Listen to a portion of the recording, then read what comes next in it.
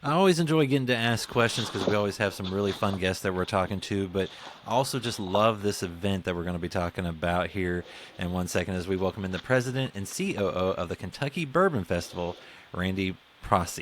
Randy, welcome in. Hey, good to see you. Thanks for having me. Well, I appreciate you coming on. And like I said, the Kentucky Bourbon Festival down in Bardstown is one of my favorite events.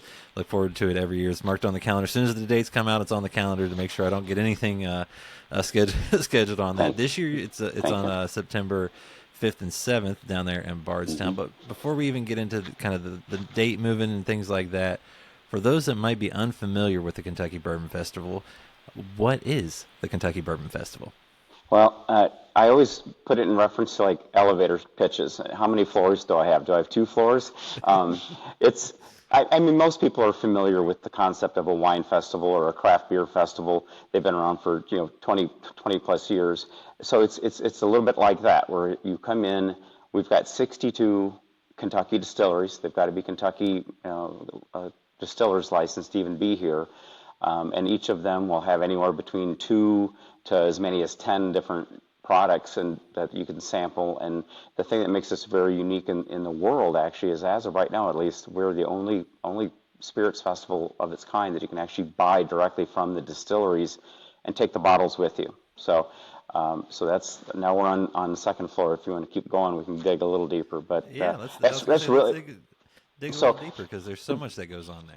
Well, and so this year is our 34th year, and I always say this with all due respect to my predecessors. This is my fifth year. I came in right before COVID in 2020 and had that nightmare to manage. But for the 29-ish years ahead of it, the festival was drastically different. I mean, we had 9 distilleries, but they weren't allowed to sample or sell. So if you can imagine coming to the bourbon capital of the world, coming to a festival, it was a free admission festival, but there were 9 distilleries. Of course, you had Wild Turkey and Beam and Heaven Hill, but they were selling hats and T-shirts and things like that. And it was a lot more about like a craft fair, flea market.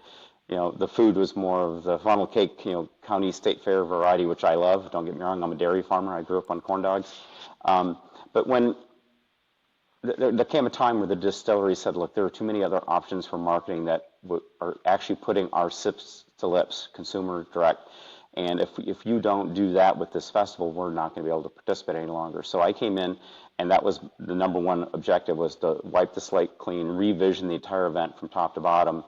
And so 2021, when we were able to actually have our first festival with this new model, it was a huge success. We had gone from 9 distilleries in 2019 to 34 in 21, and for the first time in our history, we had craft distilleries out here participating. So half of those 34 distilleries that signed up were of the craft level, the smaller emerging brands that a lot of people really got excited to kind of discover when they walk in the gate. And it's just steadily grown, but that it's pretty much 50-50, like 30 to 32 of our distilleries are the mid-tier and top tier, the legacy brands, if you will, and then the other half are the smaller craft and emerging. And it's really fun to see that, because they get through the first year and they like hunt us down and want to talk already about what can we do next year? Can we get a bigger space? So the excitement is something. And I've been doing festivals for 35 years, and I can tell you we're in rare air when the sponsors and distilleries and those kind of folks are chasing you down to renew and extend their contracts. That doesn't happen very easily or very often. But when we first started this, and I came out of Churchill Downs, and my focus there was always all the fanfare, all the television, all the fancy dresses and suits. If you don't pay attention to the people that are putting those 20 horses in the starting gate, you don't have a derby. And that's kind of the philosophy I took to here is, and I always say this, I'm not shy about it, but the people that are buying the tickets to come to this festival, they're our number 2 priority. They're important, but the number 1 priority is always on those distilleries. They got to know that, they got to feel the love. And we've done everything we can to create an environment where they can not only sample now, but with the law changes a couple of years ago, they're actually able to sell those bottles. So, in our post-event survey last year, we had people anywhere from 8 to 10 bottles that they bought during the festival to as many as 50. And it's not unusual to see coaster wagons and things out here with their loot. and we're working on making that easier. We're not at a point where we can announce, how we're going to kind of help that process along, but we're always looking at ways for these distilleries to be able to monetize their participation in addition to just sampling and hoping they'll go to a bottle shop or a liquor store and buy their stuff. So that's really the differentiating thing about this festival is people can not only meet the people that are actually making the product, putting that liquid in the barrels and ultimately in the bottles, but you can actually buy the bottles, and a lot of them are only available here at the festival. So they're limited release type things. Our single barrel program went from first year maybe 10 or 11 distilleries to last year we had 39 distilleries and 44 single barrel bottles because we just couldn't decide on a couple of them, any one, so we bottled both of them. But it's definitely become more of a it's kind of like the consumer trade show out in Las Vegas, only for the distilleries. So they're revealing, unveiling, launching new products.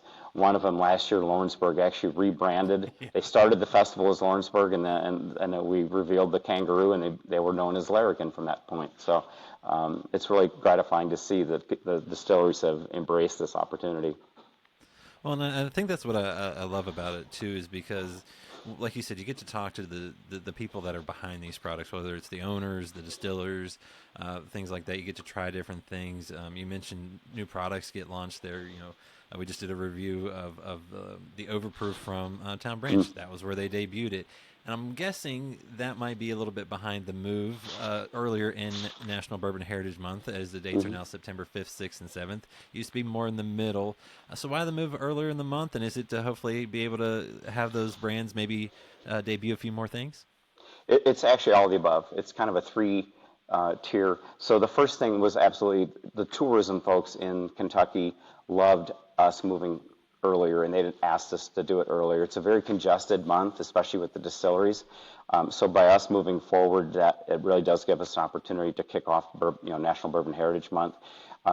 Second part is, Bourbon and Beyond occurs in Louisville, and the first couple of years, when we ended up being on the same weekend, it wasn't a problem for us for our ticketed guests. I mean, they were two different markets, but the distilleries that needed to be at both to represent was a problem. And for us to get hotel rooms and rental, forklifts and the utility carts and tents and fencing and porta potties and all the things that go into making this festival happen becomes increasingly challenging when you've got another major festival going on in the same market region for these rental companies. So it was a little bit of operations and logistics driven.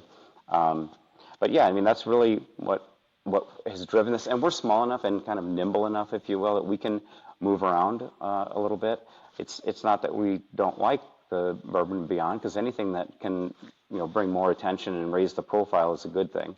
But operationally, and we want kind of our own clean air. We don't want to be sharing the same weekend, so we choose every year in August to make sure we can announce the dates of the following year's festival during this year's festival, because people do plan and get their hotel rooms and so forth. So, no, and like I said, it's a great one to go to. And you talk about you have 62 brands, and it's kind of almost evenly split between the big brands that everyone knows and those smaller craft brands, and some have eventually maybe moved up and graduated. But correct. What is it like to get those brands there? Because to me, one of my favorite places is the craft row, because you get to try so many things that you wouldn't normally get, because maybe they aren't able to distribute all across the state and things like that. Or right.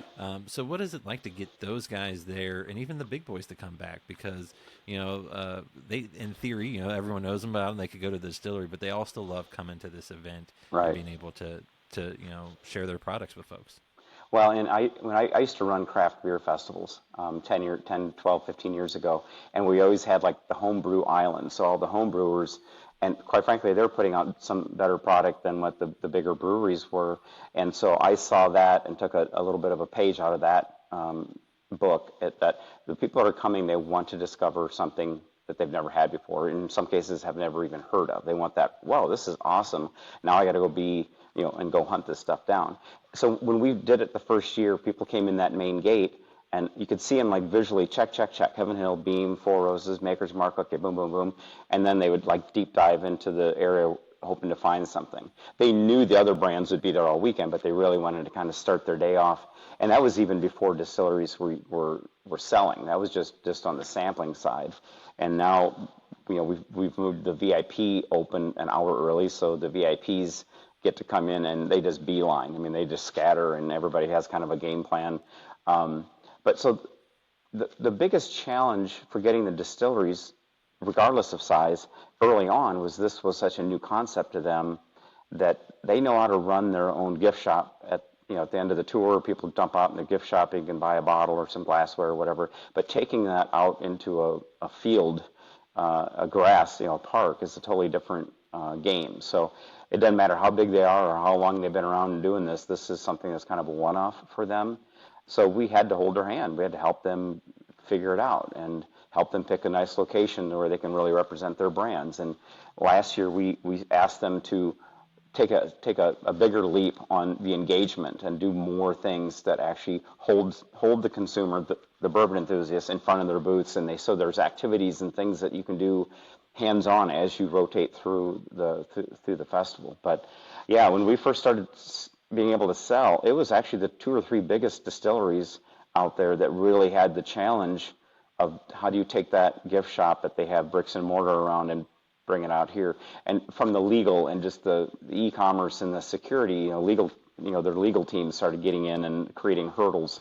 The small guys can be like, yeah, sure, give me a table and some chairs and I'll be there and we'll figure it out. They're selling bottles on their Square on their cell phones, and the bigger the distillery, the less likely that's going to happen. So, but last year we saw that I think pretty much everybody finally got it. They saw the potential in being here and selling product, and certainly the bourbon enthusiasts lost their minds when they walked in and saw all the things that they could try and buy. So we're pretty happy about that. That's exactly what we want to do. Well, and it's the perfect setup. And you mentioned there's kind of the VIP tickets. There's different levels of 6 different options or tiers this year, starting from the weekend general at $195, the Sunday sampler at $105 for just Sunday only, going up into some VIP levels. So can you talk about those, because those go on sale? Bourbon insiders that sign up for the newsletter and everything get an early access on the 16th. Right. Everyone else, general sales go on the 17th. So what options can they expect when they finally are able to get those tickets? Well, and for the general admission, we're very. I mean, that's our kind of our bread and butter. We cap them off at about 5,200, 5,500 tickets, because we don't want to see how many people we can cram in the festival here. It's not, we're not trying to break records or anything. People have a much better experience when they're not standing in line all day to do everything, including sampling and buying, or the restrooms or the food trucks. So we've made a very strategic plan to make sure we don't overdo it. It's more of a boutique, kind of a cool, afternoon in the park kind of a thing. So we're always focused on that. And this year you'll see a lot more emphasis spent on what a general admission guest can actually experience as part of that package. So the VIPs, I don't take them for granted, but there's only 800 of those available, and they usually sell out in a matter of minutes, or if not minutes, but certainly within the first few hours of the day that we do the pre-sales. So VIP has not actually seen the public sale in the last 3 years. So if that's something you're interested in, definitely get your spot and figure it out, do your game plan ahead of time. But so we'll see a lot more of that this year on what you can do as a general admission, because not everyone needs the swag and all of the air conditioning and all that. It's a nice thing if that's the experience you want. We've got it in spades. We can actually, and I'll talk about it in a second here, but we have a new level that is an exclusive. There's only going to be 24 of them available in the world, so we're kind of excited about that. But for the main 3 tiers, it's basically the same experience. The VIP lodge, which is a large climate-controlled tent, so premium pours. It's catered all day. Last year we added a hydration station. This year we're looking at doing that, maybe like a massage chair. But there's higher end premium drinks that you normally wouldn't see out on the main lawn, and that's the idea for that. And then within that, our first VIP level actually was called the Flask Force. Jacob Bromwell makes handmade copper, and now getting into pewter and stainless steel flask. And early on, I reached out to them, and they've been here every year. So those 125 Flask Force members get a T-shirt and kind of some fun stuff, but they get a different flask every single year. And I know there are people that actually have collections of them now, so that makes us all really happy. You know, there's people that want to keep coming back because we change the experience every year. Last year, the top level VIP was the Decanter Club, and you got a really nice Glencairn crystal decanter set and everything else that goes with the VIP. This year, we're stepping it up, and the decanter box is, I think, a $500 or $600 MSRP. It'll come in a presentation box. The 50 people that are lucky enough to get the Decanter Club will get their names etched and gold filled on their actual decanter. So we're kind of stepping up that theme a little bit. And then we've been telling people that we wanted to do something that engaged our top VIPs throughout the years, more like when I was at Churchill Downs. You've got the gold room, and those, you know, it's not just Derby; they're there all the time. And there's this kind of a membership, the Turf Club. So we started basically our equivalent of the Turf Club this year. So obviously it includes the ultimate VIP experience during the festival. It actually includes where I'm sitting right here, which is our event space. We've got a fully functioning bar, which I'm actually sitting at, and we'll have catering, but it'll be a higher end catering, more like almost like off of a menu, off of the restaurant menu feel. You'll get a locker, guaranteed. You'll get a reserved seat for the entire weekend, so you get your name on a table and at one of the table and chair here, and you've got it locked in for the whole weekend. And then you get all the other things that the VIPs get. This one's kind of cool because it's actually sponsored by Oris, which is our official timepiece. I'm wearing one here, as luck would have it.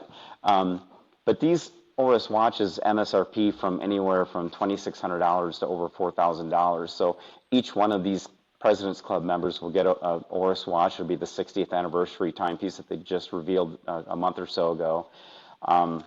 And then it just keeps steamrolling from there. But the cool thing, because of the year-round, is in the spring we will do an exclusive distillery experience with them. So those 24 people are the only ones that will have this access.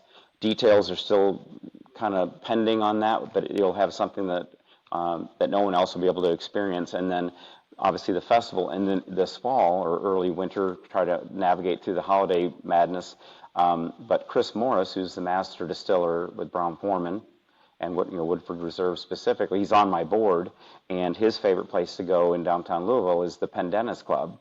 So he has agreed to host the President's Club in the Rathskeller, which is the small, kind of hard to find bar in the lower level of the Pendennis Club in Louisville. So some really kind of exclusive interactions there. Our board members will be there, other VIPs and master distillers and things like that. So, but it really is trying to take it to where we're talking to these people all year round. It's a membership experience. If you're in the area, we want them to come in and have a drink at our bar up here, that kind of stuff. So, pretty excited about that. That's been in the works for over a year now that we finally got it to where we can pull the trigger on it. But again, only 24 of them. And the real curveball on this, what I mentioned, is the hardest thing to do is to find a room, find an Airbnb or hotel around Bardstown. And the growth of the festival has made it even more challenging. So the neat thing about this package, the new Trail Hotel, which is still under construction and it's almost done, Will Hardy, who lives here in town, he spared no expense on making this an amazing bourbon-themed resort experience. So all 24 of our President's Club members will have a hotel room, or if they're two buddies or husband and wife, whatever, and they don't need to have two rooms, but everybody will have a room and a private shuttle just for the President's Clubs back and forth from the hotel to the festival during the day. So that alone, in some cases, is a reason to take a look at doing something like that. So. Well, it sounds like there's options for everyone, and like Randy said, the Bourbon Insiders is the way to go to make sure you get in on some of these VIP experiences and options before, and that's on the 16th when you get access to that for those insiders.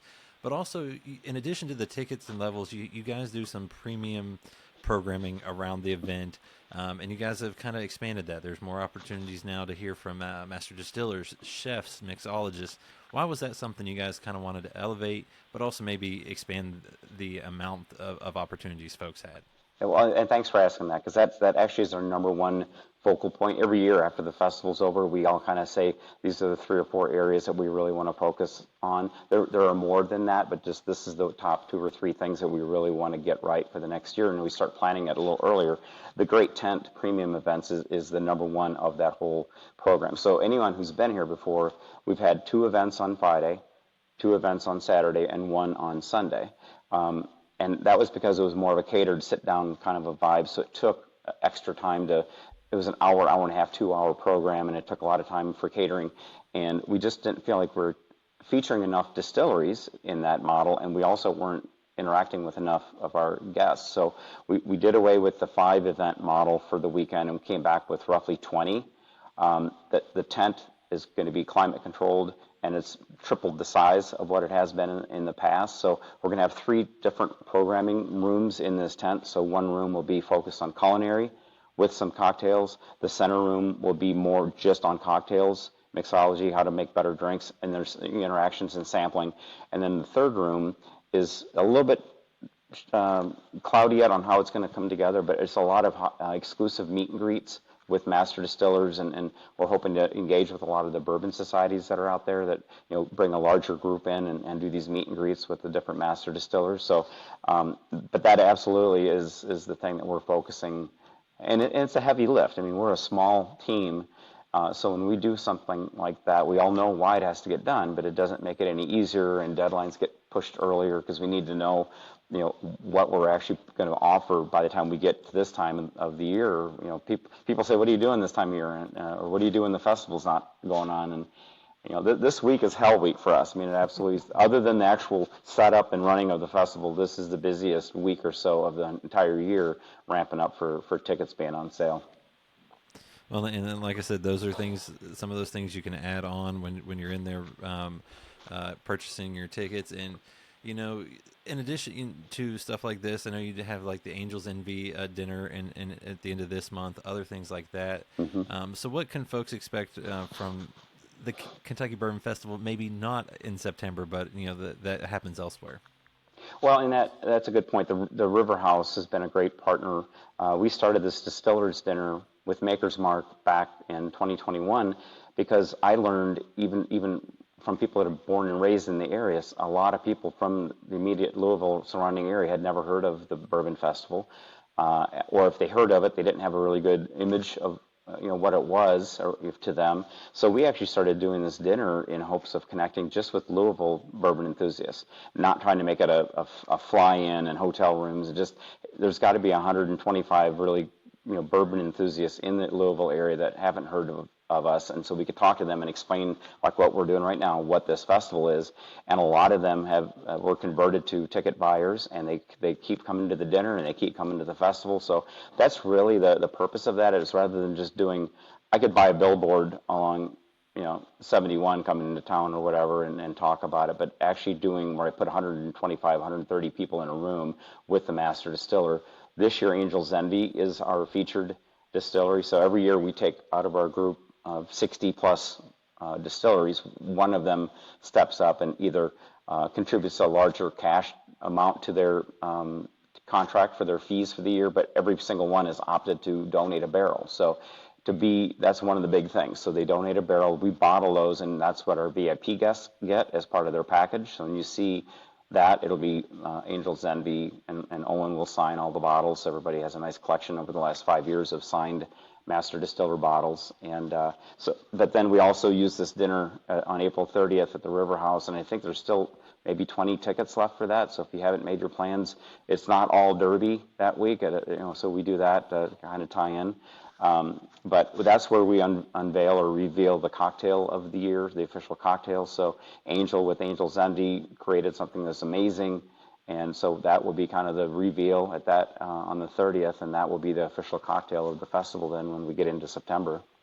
But again, the President's Club, those kind of things that we're trying to do on a year-round basis. But really, with us being such a small group, I mean, we dabbled a couple years ago and started a barbecue event. And it just happened at the exact wrong time, happened during the busiest time that we're trying to focus on the main event and also how we're going to do this barbecue event. And so we just said, you know what, there's other organizations out there that can do a lot more of the year-round kind of stuff. Let's focus on making sure this annual festival is the best, and everything else kind of falls in place. But I mean, we're hosts now. The office that used to, we spent $175,000 and had it renovated. So now it's home to the Bourbon Capital Guild, so our version of a bourbon society. So, it's great to have those couple hundred people getting together on a regular basis, monthly, meet and greets with master distillers. The lockers that you see here behind me, those are all lockers of members. So it really is. When I started, it was such a shame that this cool space on the third floor overlooking the festival grounds was only basically a warehouse storage closet for us on the 360 days of the year, and then it got used for 4 or 5 days of the year. So we fixed that, and we're hosting. We're doing a lot more educational classes, that kind of stuff, touching a lot of people, and that's. I just feel like there was always a higher and better use for the space than just the couple days of the festival, and it's now we've realized that as well. Well, like I said, so many cool things you got going on, and for me, like I said, I mark this on my calendar every year once the dates come out, because when you get to go there, you get to try so many different things, and a distiller might have 3 bottles on Friday and 3 different ones on Saturday, and maybe 2 or 3 different ones on Sunday. And to me, that's enough to get me to keep coming back, because there's different things to always try. But for those that have been before or maybe haven't yet, why should they come back or maybe make their first trip to Bardstown this year? Well, and I have a group of guys that I see every year. I always see them here, and they always hook my arm as I'm walking by and say hi. And they say, you know what? We can't wait to see what you're going to do next year. We're still in the middle of this year's festival, but we want to see, because it does change. And that was one of my pet peeves. I'm sure everybody watching has had that experience where they were in 3rd grade themselves on a bus trip and went to a museum, and then they're the parent of a 3rd grader, and they go to the same museum, and it's the exact same thing as it was before. So, we don't change things just to make it impossible for us to produce it, but we do change things if it enhances the experience. So every year, it's a challenge, because we get 3 or 4 days to get it right, and then we have a whole year to lament the things that didn't quite go right. So that we spent a lot more time in the off season on doing the layout, really trying to sharpen that layout up, so when you're walking through, it's nice clean lines and all the tents are in front of, in line. Last year we debuted the double deck structure, and this year Whiskey House of Kentucky is going to be using that and doing some like regular activations engagement on the lower level, but doing more elevated VIP things up on the 2nd level. So the distilleries are stepping up and getting a lot more creative. There's a lot more meetings about what can we do, what do you think of this, versus you guys need to dig deep and figure something out. They're now coming to us. And again, the person who wins, or the winner, is the people coming through that gate, because they do get to see a different experience every time. The big church parking lot next door to us, that it started off as parking for vendors, and it went to food trucks, and last year we dabbled with the great tent and the media tent and some of that stuff. Well, this year it's going to be carpeted, no kidding, carpeted with a big sunscreen in the middle of the parking lot, because it can get hot out there. But the great tent will be taking up one whole end side of that. It'll be a 140-foot long air-conditioned tent with all the programming we talked about. But the top 4 or 5 distilleries that are the ones that create some of the lines and kind of cause some havoc out on the main lawn, they've all agreed to move their locations there. So now if you're coming in and you're looking for Heaven Hill or Maker's Mark, Bardstown Bourbon Company, Green River, they're going to be down there in that area. So it helps us manage the lines a little better. If you're wanting to stand in line, willing to stand in line, it'll be fine. But there are people who still just want to come and kind of stroll through and walk up and get a sample, maybe buy a bottle. But it was so confusing last year. I said we kind of created a monster, but now we got to figure out how to get the monster onto a leash and manage it a little bit. And so that's what we've been doing. So a lot of thought has gone into the layout from end to end, from the craft area, which everybody just loves to hang out. It's shaded, mature trees, our main stage is there. We flip-flop between music and the Bourbon 30, kind of a talk show format all the way through the weekend, through the main lawn, up into the St. Joe's Church parking lot. It's all going to be distillery-focused this year. The food trucks will be back out on the streets where they were last year. Everybody loved that. But then the marketplace vendors are going to be out on the street, kind of mixed in with next to where the food trucks are. So when you're inside the fence perimeter, it's bourbon. I mean, it is bourbon focused, and then you have all those other options. And it also allows us to open the food trucks and the vendors up, market vendors up to the public who maybe don't have a ticket, but would still like to come up and enjoy a little bit of the experience anyway. So. But yeah, every year I say this is the last time I'm changing this, you know. But Famous last words. well, and I made a mistake this year. We had a new CAD of the entire festival grounds done with all the accurate measurements and where utilities are and trees. And I made the mistake of printing it on a huge, big dry erase magnetic board. And then just to show how OCD I am, I actually went out and had different colored square magnets representing the different size of tents. So I spent 3 days a couple months ago with our operations director on this dry erase board with all these magnets and things, trying to figure out what's the best layout. So I've just made it easier for us to change everything up instead of making it harder. But no, those are amazing things, and I think the line's kind of moving some of those around because Heaven Hill, some of those do some pretty special releases, and folks want to get in line and they're willing to wait. But kind of opening up some space for folks to walk by and try some other things.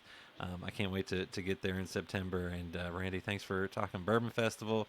And like I said, tickets go on sale on the 16th for Bourbon Insiders. Sign up for that so you don't miss out on VIP options if you want that.